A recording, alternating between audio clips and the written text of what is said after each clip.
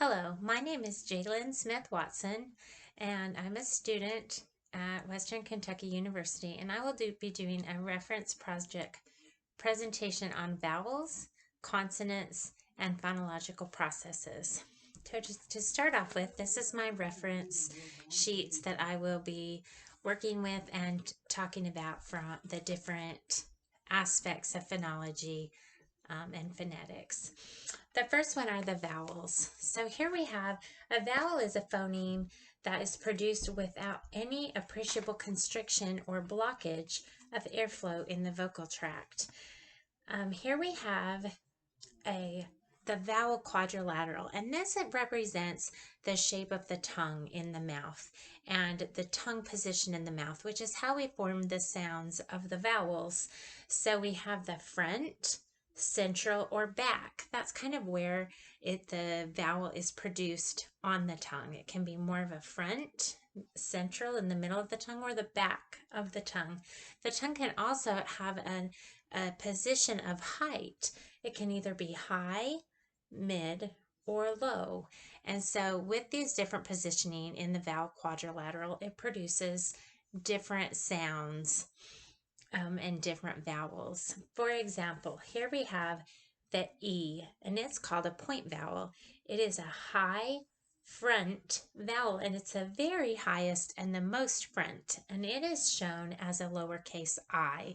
So that how we pronounce that is E, and the like as in the example would be in the word key.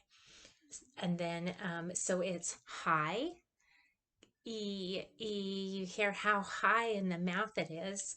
It is front. It's produced at the front of the mouth. It's also tense. That means that we are forming a tenseness with our tongue and with our mouth. And then it's unrounded. So more rounded vowel would have the more of an O shape in your mouth, whereas that would be rounded. And unrounded is your cheeks are going to kind of pull back a little bit. So that's our vowel quadrilateral, and we'll go through I'm going to go through each of the vowels, starting with different sections and talk about what the vowels are and the sound that they make. So the first one, as I said, was E, and it is a point vowel. It is high front, and it's shown as a lowercase I, and it's pronounced in the word key. There are many different ways of writing this sound. It could be E, E-I, I-E, I, E-E, E-A, E-Y, and probably even others. It is high front, tense, and unrounded. Next, we have the small capital I. And here it is in our vowel quadrilateral. It makes an I sound like win. So it's the I. Small capital I, win.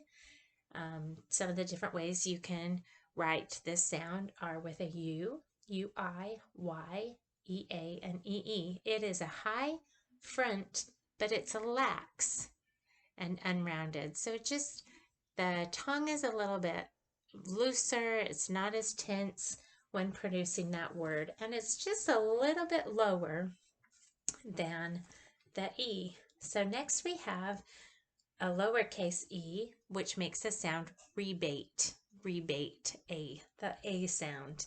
And it can be written different ways, A, A-Y, E-A, A-U, A-I, E-I, E-Y, and other ways.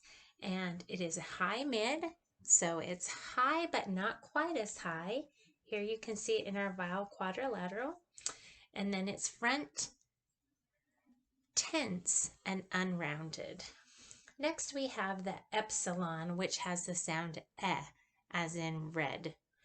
And the epsilon is a low, mid, front, lax, unrounded vowel. Another front vowel is our ash, and that's written kind of like an upside down E backwards and then a frontwards E. And here we have the ash, and it makes a sound like had, ah, in had. It's a low, front, lax, and unrounded. Following that, we have the back vowels. And these are the hair that we see in our vowel quadrilateral that are produced in the back of our mouths. And we have the lowercase u, which forms the sound of moon, moon, ooh, ooh. and it's high. You can feel that if you pronounce it ooh. You can feel it in the back of your mouth. It's high. Your tongue position is high, close to the roof of your mouth, and then it's back and it's tense and rounded. Ooh. Next, we have the upsilon, or it looks kind of like a horseshoe, and that makes the sound wood. Wood. And it's high, back, lax, and rounded. Another back vowel that we have is the lowercase o, as in okay. And it is high, mid, back, tense, and rounded. Oh, you can feel that it's produced in that high back part of the mouth, but not quite as high as, for example, the lowercase u, that is a point vowel up there. And following the O, we have an open O, and this makes the sound in law, and it is low to mid, back, tense, and rounded, so law. But for example, when I pronounce it, I don't say it as rounded, and that's because dialects change a little bit. So my open O, ah, law, and script A, as in cod, are very similar. Law, cod. You can see my mouth isn't very different, but the point vowel A, script A, should be low back, tense, and unrounded. But through dialects, some of these vowel sounds change over time. But there is a slight difference to the open O and the script A in many dialects. Following the back vowels, we have the central vowels right here in the middle of our vowel quadrilateral. The central vowels include the schwa, such as in alone. That's just that little tiny alone sound. So it's kind of a but a very soft, subtle sound, and it's unstressed. It's mid, so our tongue position is kind of mid. It's not high or low. It's just there in the middle. Back central, so kind of between the back and the central part, and then it's lax and unrounded. So we have the alone. Then we have the wedge, as in rub, and that is low mid, back central, lax, unrounded. So those two are very similar. The wedge and the schwa are allophones, and one is stressed and one is unstressed. The schwa is unstressed and the wedge is stressed. We also have the schwar, and that is in like the sound butter, butter. And that is a mid, and it's central, lax, and rounded. And an allophone of the schwar, the stressed allophone for schwar, is the right hook reversed epsilon. And that is found in the word like bird. So if it's one syllable, bird, or it is the stressed syllable, it will be that right hook reversed epsilon, and that's produced mid-range in the mouth, in the middle of the tongue, and the tongue is kind of central. It is not far forward. It's also not back, and then the mid height, and it's central, tense, and rounded, like a bird. You can see that the shape of my mouth is more rounded. So we also have the diphthongs, and these are kind of two vowels that are produced together, and they have an on-glide and an off-glide. The first letter is the on-glide, and then the second phoneme is the off-glide, and they always move from lower to higher in the mouth. So some examples are how. That ow sound is a diphthong, and it goes from low back to high back. How, you can feel it move, how. And the tie is another diphthong, tie, and it's written with the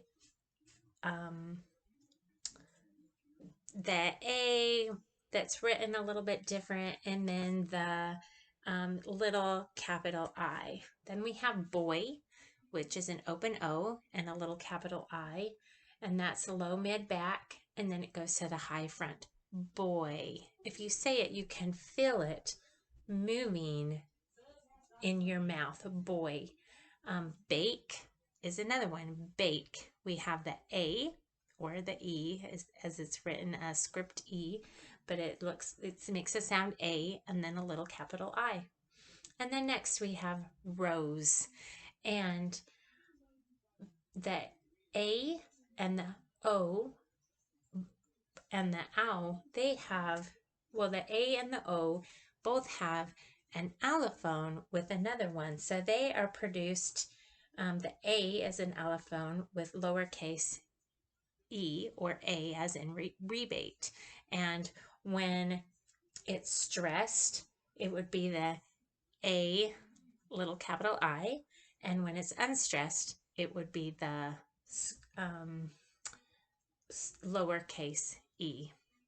And the other allophone is O epsilon, like is in rose, and that would go with the O. It's an allophone with O. So when it's unstressed, or then that would be the O, as in this O. Whereas if it is stressed, it will be the O epsilon, or if it's at the end of the word.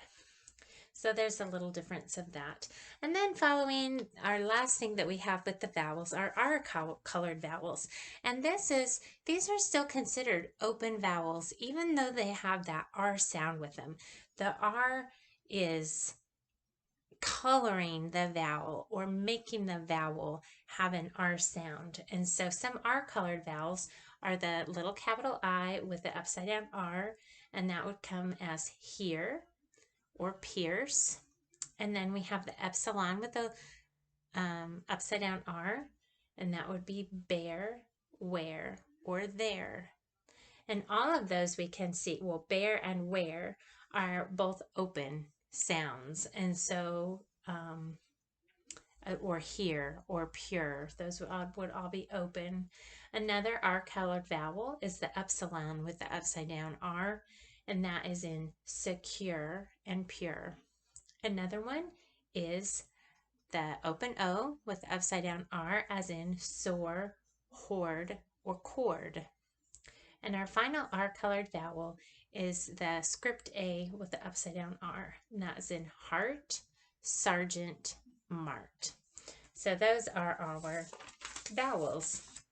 Next we have consonants, and consonants are produced by vocal tract constrictions that modify the breath stream coming from the larynx. And so for consonants, we give a place of articulation.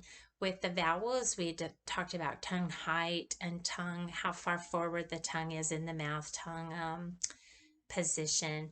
But with the consonants, we do the place and the articulators involved. That is how our consonants are described. And so the most common places are bilabial, and that was with our upper and lower lips. Labiodental, which is with our lower lip and upper tooth, like this. And then dental, which is with the tongue and the blade of the teeth, kind of like that. Alveolar, which would be the tongue and that alveolar ridge right behind your teeth. And then we have palatal, which is the blade of the tongue and the hard palate. Velar, which is the back of the tongue and the velum. Glottal, which is the vocal folds, so all the way in that larynx area in the vocal folds. And then we have lingual, which is the tongue. So these are the different places and articulators involved. And so we have different types of sounds of consonants, and these are obstruents and sonorants. And so we will go through what some of the different obstruents and sonorants are. And we have a consonant chart that we can refer to and see where they are, if they're bilabial, labiodental, interdental, alveolar, palatal, velar, glottal. And that's a nice chart that we can look at and see quickly. So our first type of consonant, which is an obstruent, are stops, and another thing is for plosives, and that is because they have an explosion of air. It stops the air for a moment. And so we have both the place and the manner. The place is where in the mouth the the articulation occurs, and then the manner is what type. So these are stops. And the first one is a K. It's written as lowercase k, and it makes a k sound. And we can hear that it doesn't have that vibrating sound. It's voiceless, and so that's a k. Whereas, so it's a voiceless velar stop. It doesn't have the vibration in the sound. K. It is velar. It's produced back in that, articulated in that area in the velum with the blade of the tongue, and it's a stop. It stops the air temporarily. K. And then we have g, which is similar to that, but it is voiced instead of unvoiced. And so we have that g, k, g. It's produced in the same place, but one is voiced and one is unvoiced. So the g, or the lowercase g, is a voiced velar stop, such as in grow, and the k sound might be in crow or kind. The p, which is written as a lowercase p or p, is a voiceless bilabial stop. It's bilabial. It's formed between those two lips. P. And it's not voiced. You don't have the sound and the vibration going through there. And it is a stop. And opposite of that, the voiced counterpart to that is the b, b, bilabial voiced stop, such as in batch. And finally, we have the t, which is another stop. T. And as you can hear, it is voiceless. It's a voiceless alveolar stop. So it's produced right on that, articulated with that alveolar ridge right behind the teeth. T.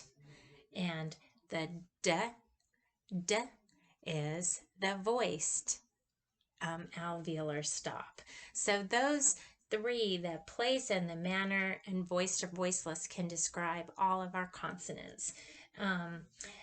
There's also some allophones of t and d, and it's not quite a t, but it's not quite a d all the way either, and that is an alveolar tap, and it's written like an upside down J with the line on the bottom, and some sounds that are like that are like whittle. You don't say whittle, and you don't really say whittle. It's in between those two, so it's whittle, whittle, faded, toto, flirted, static. And similar to this is a glottal stop, and it looks like a backwards, well, a question mark with a line at the bottom of it. And the glottal stop, some people use these now. There are some that have the glottal stop, like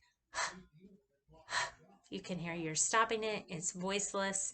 Well, other people make other sounds like that, such as button, button. Now, I don't. I say button or button, so mine would be more like an alveolar top, but some people do say that. Button, fatten, mountain. And there you have that kind of that silent stop there for a minute, and that's our glottal stop. The nasal consonants are voiced, so none of the nasal consonants are voiceless, and they are considered sonorants, not obstruents. And the nasal consonants are kind of interesting because the velum has lowered and allowed air and sound to come up into the nasal cavity, and that's what gives them kind of their more nasally sound. And so the nasal consonants are M or M, and it is voiced bilabial nasal, and like mom. And then N, which is voiced alveolar. You can hear it's N, N right there on the back of the, behind the teeth. And then ang, the ang, which looks like an N with a tail. And that's a velar nasal. And we would hear that in words like sing or ring. things like that. Then we have the fricative consonants, and they are a fricative, and it's kind of because they have this friction. The channel is narrowed or constricted. It's not exactly a stop, but it's definitely narrowed or constricted so that it has some friction. The air has some friction as it passes through there, and that gives us a different sound. And these are obstruents.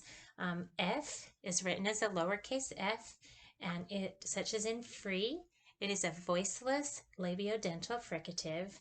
Then we have the V, which is written as a lowercase v, as in veal. It's a voiced labiodental fricative. So those are in the same position, but one is voiced and one is unvoiced. Then we have the theta, and that's as in thermal, thermal. It's a voiceless interdental fricative. And the opposite of the theta is the eth, and that's the though, though. So we have the theta with voiceless, though, which is voiced. And those are both interdental fricatives. Following that, we have S as in, which is written as a lowercase s, as in so.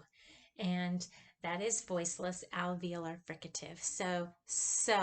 Our tongue doesn't quite get all the way up there and stop, but it makes a narrow channel. So that sound has to work hard and it causes some friction when it comes through. So.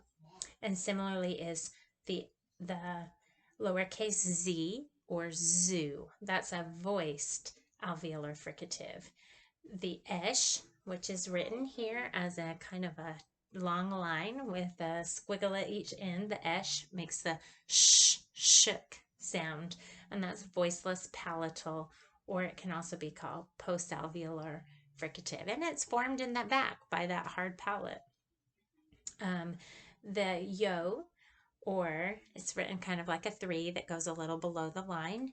The yo is like j, azure, azure, and it's a voiced palatal fricative. Finally, we have the h, which is written as a lowercase h, and that is like as in hit, hit. And it's the voiceless glottal fricative. It's all the way back in that voice box in between the glottis. Hit, hit. Now we have the affricate consonants, which these are a combination of a stop and a consonant. And so once again, they are obstruents because they are stopping or constricting that flow of air. So they're obstruents.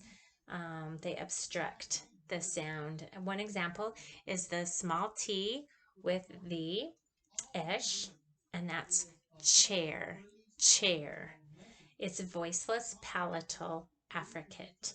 Another affricate is jar, jar. So it has that d stop, and the j or the yo, like azure, jar. The sounds come together, they're put together. It's a voiced palatal or postalveolar affricate back in that the hard palate.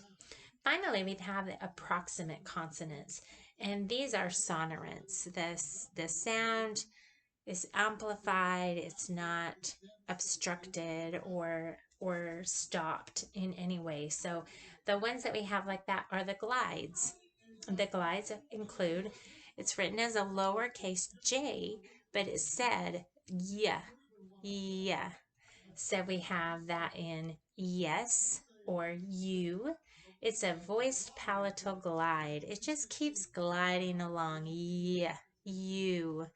Another one would be the lowercase w, w, as in wet or wonder, wonder. It just kind of glides along there, and it is a voiced labiovelar glide. The liquids are the turned R, the upside down R, the turned R, and that's a voiced palatal or postalveolar liquid, and it makes a sound like r, run, um, remember. And it's not the same as that r sound in other languages. So this is just the r sound that we make for red, run. Another liquid in the approximate consonants is the L, which is written as a lowercase l, and it's a l sound, l sound. And we see that in lip, or poly, or lollipop.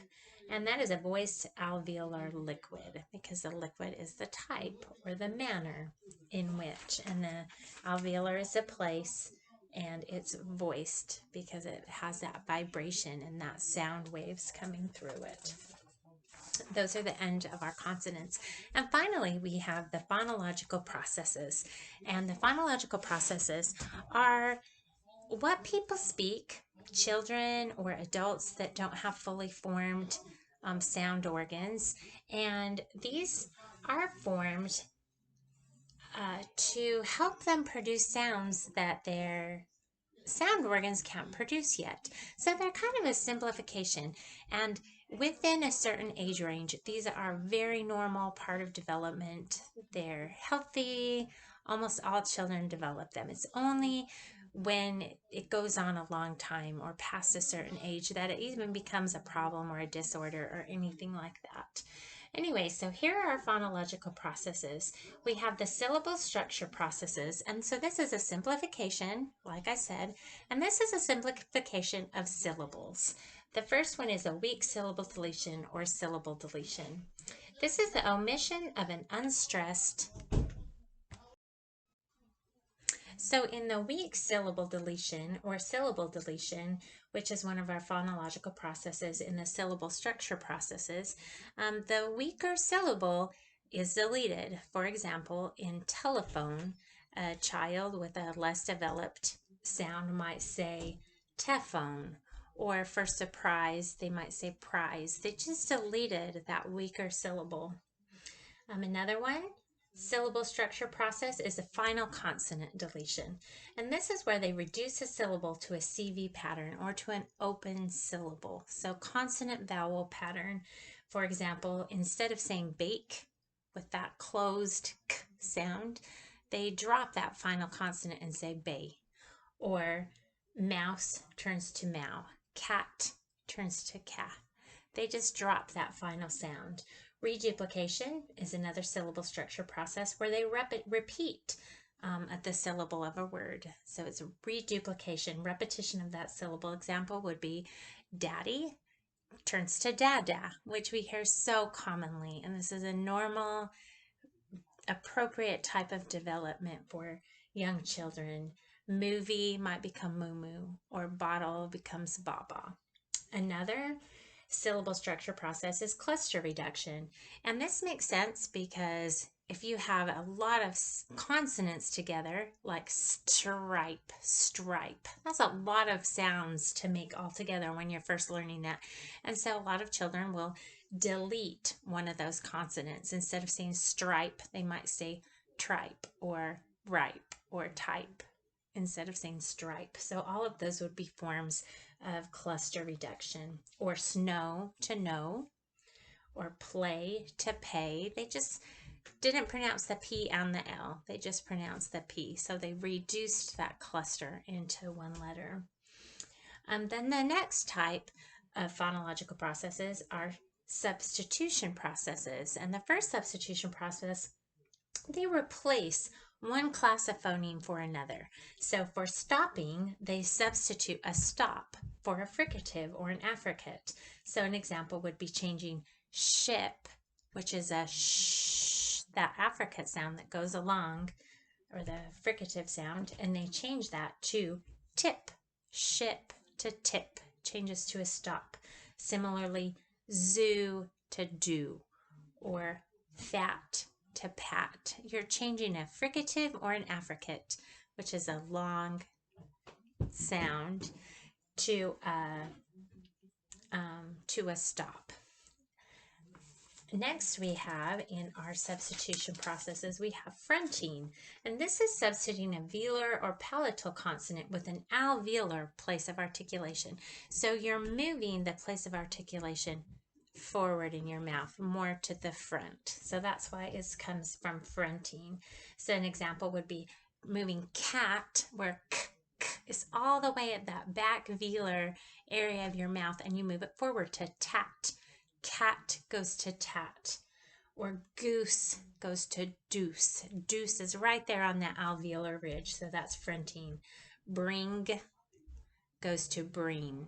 Instead of having that g all the way in that back, bring, with the ang sound, it goes to bring with that n right on that alveolar position.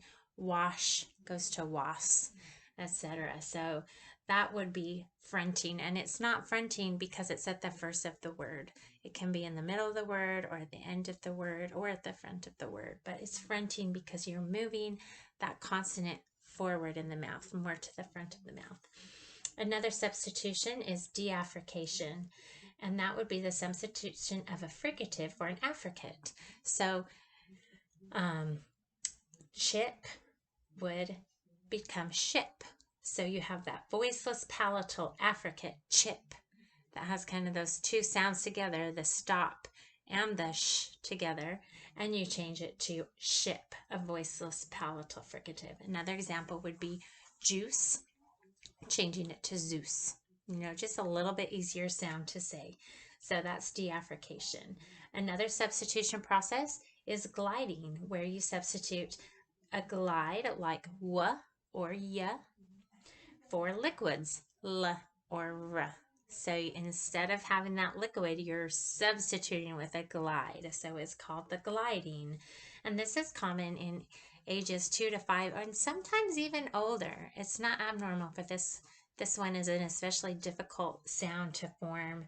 So red turns to wed. This is a common one. I'm sure everyone has heard. Like turns to yike. Blue to blue. Grow, guo. And so we've heard a lot of children especially make that sound, and that's the gliding. A vocalization, so there's different vocalization, and one part of vocalization is derotization. And so that's derotization is when that tiger turns to taiga or taiga. Turn turns to ton or ton. So instead of turn. So they're taking away kind of that R, derotization, taking away the rotization, the R sound, or third goes to thud. Other examples of vocalization includes help, going to help. So we don't have the R there. It's not the derotization, but it's still the vocalization, substitution of a vowel for a post-vocalic R or L. Another example is fell, might turn to fell, fell, or little to widow, something like that. Finally, we have our assimilatory processes, and this is an alteration in a phoneme production due to the phonetic environment. So because of one phoneme, that's altering the production of another phoneme. And this is also a normal phonological process, and it only is when it continues on for too long that it becomes a problem or a concern. So some examples of assimilatory processes include labial assimilation. So this is when a non-labial phoneme is produced with a labial place of articulation, and it's because of another phoneme that has a labial place of articulation. So an example would be book, changing to book. So you have the book. That's not a labial pronounced k, but it changes to labial because it's boop, because of the phonetic environment. And it's just kind of an adaptation that children make that don't have their sound organs completely developed. Now that one's called progressive assimilation, and that's because the K comes after the B. So it's progressively assimilating book. Another example would be mad, changing to mab. We have that bilabial, and then it goes to bilabial again. Cap, going to pap. Now that one's the opposite. That's regressive. So in expectation of the P at the end of the word, they change the K at the beginning to another P, another bilabial, pap, from cap to pap. And swing to thwing would be similar like that as well. Alveolar assimilation is a non-alveolar phoneme is produced with an alveolar place of articulation due to the presence of an alveolar phoneme elsewhere. Time goes to tine. And that's because you can see the T in time is alveolar, and the is not, it's bilabial. But they move that labial sound back into the back of the mouth to a tine. It also becomes alveolar. So time goes to tine, shut goes to sut, and bat goes to dat. It just goes to that, changes from the bilabial to the alveolar place of production. Velar assimilation is when a non-velar phoneme is produced with a velar place of articulation due to the presence of a velar phoneme elsewhere. Example would be cup goes to cuck. So that k sound stays in the back where the first k sound was, instead of moving all the way to the forward for bilabial. So cup goes to cuck. Gone goes to gong with that ang sound. Take goes to cake. And that's one of those regressive where it's anticipatory. Because there's a K in the end, it's turning the beginning sound to that velar assimilation also. Cake. Take goes to cake. Voicing assimilation, there's two types of that. There's prevocalic voicing and there's also devoicing. And prevocalic voicing is the voicing of a normally unvoiced consonant. So pig, p, would be unvoiced, but instead they voice it like big. So pig turns to big. And that's because in anticipation of that voiced g sound. So they voice the whole thing. Another example would be cup goes to gup, because the voiced sound, they just want to continue that voiced sound. Cup goes to gup. Devoicing is when the final phoneme assimilates to the silence following the word. So an example of that would be bad.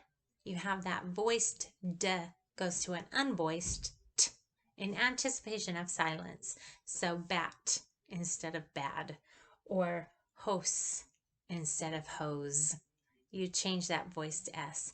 So these are our different phonetic environments and things that we've learned this year, the vowels, the consonant, and the phonological processes. And I hope that this video has been helpful for you. Thank you.